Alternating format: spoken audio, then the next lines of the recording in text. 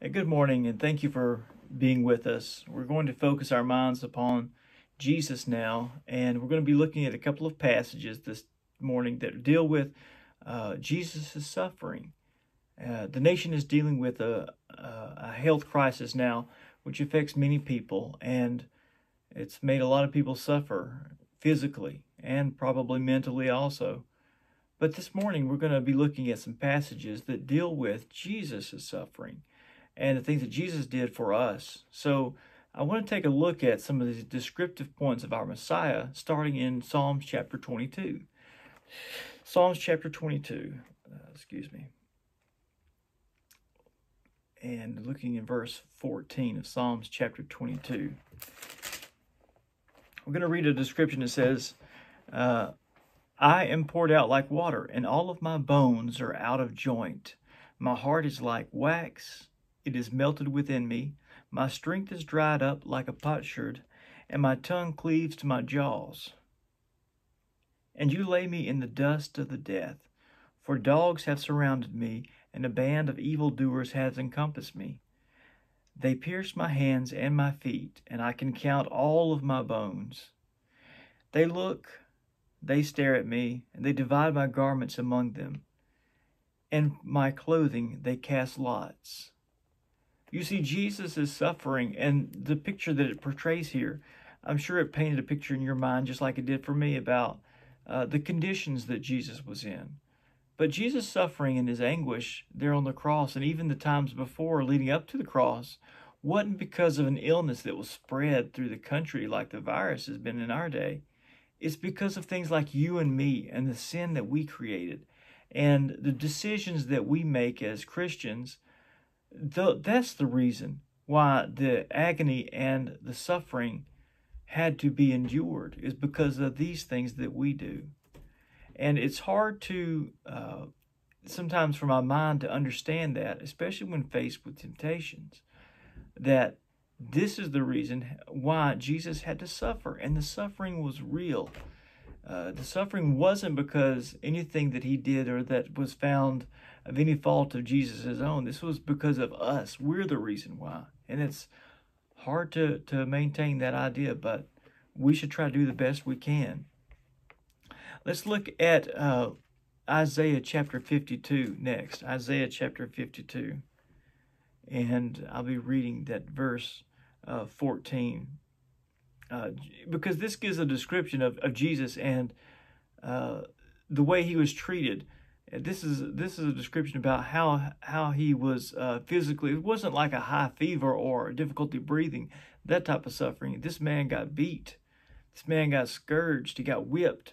And it shows a description in chapter 52 of Isaiah in verse 14. It says, just as many were astonished at you, my people, so his appearance was marred more than any man, and his form more than the sons of men.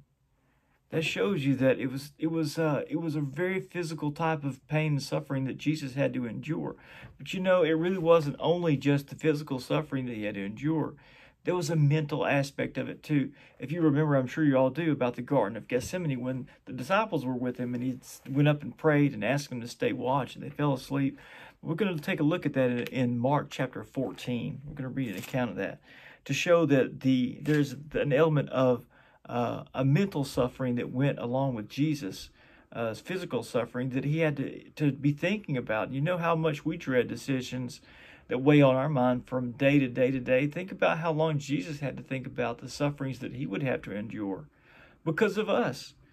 Chapter 14 of Mark, and we'll look at verse 34. I'll go back to 33. And he took with him Peter and James and John, and he began to be very distressed and troubled.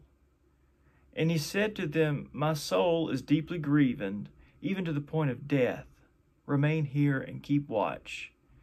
It's a hard thing to have a decision weighing on your mind right now. It's hard for you to deal with life in general if you've got something that's weighing upon you. But now just think about you knowing that you're going to have to suffer and endure eventually death because of the sins of a bunch of people who want to put you to death, who don't even care about you. Those Jews didn't even care about him, and he knew that he was going to have to suffer and die. So there was a mental aspect of Jesus' suffering that should be accounted for as well. We think about Jesus' suffering, the physical and the mental, and we think about how humane that might not be. And during that time, that was probably their custom of how they dealt with criminals, or those that was their capital punishment. And today, even in our capital punishment system, we here in the state use lethal injection, and it's done at a point that it's meant to have rapid cause of death so the person doesn't have to suffer. And that's for the most heinous of crimes in our communities today. Yet Jesus didn't have that luxury. He had no guilt found in him. He had no deceit found in him. He had to suffer hours and hours. It wasn't just merely minutes like our current judicial system. The man had to endure these things for hours and days when he was thinking about the events that came to be and that he would have to be facing. So just that aspect alone is astounding. So let's look at 1 Peter chapter 2, though. 1 Peter chapter 2. I'll read in verse 21. Starting in verse 21. It says, "For you have been called for this purpose, since Christ also suffered for you, leaving you an example for you to follow in his steps, who committed no sin, nor any deceit found in his mouth. And while being reviled, he did not revile in return. And while suffering, he uttered no threats, but kept entrusting himself to him who judges righteously. And he himself bore our sins in his body on the cross, so that we might die to sin and live to righteousness. For by his wounds we are healed." That says a lot about a man there, a man who is enduring these things and has nothing yet to say about it. He has no comeback. He knows this is the will of the Father, and he goes along with it. That's a difficult task in itself, and it's admirable. It's amazing, and it shows the brevity of who Jesus was, really. But this man who had no deceit found in him, had no problems in his life, no sin, yet he suffered and endured all of these things because of our sin. It's remarkable. So I'll end up with one more passage, and that's in Isaiah chapter 53. While we focus our minds on Jesus and the reason why he died, it was for our sins and the sacrifice that he made. And in Isaiah 53, we'll look at this last passage starting in verse 10. He says, "But the Lord was pleased to crush him, putting him to grief. If he would render himself as a guilt offering, he will see his offspring, and he will prolong his days, and the good pleasure of the Lord will prosper in his hand. As a result of the anguish of his soul, he will see it and be satisfied.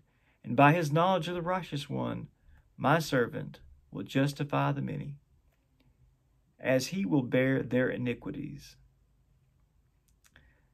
Therefore I will allot him a portion with great, and he will divide the booty with the strong, because he poured himself to death and was numbered with the transgressors.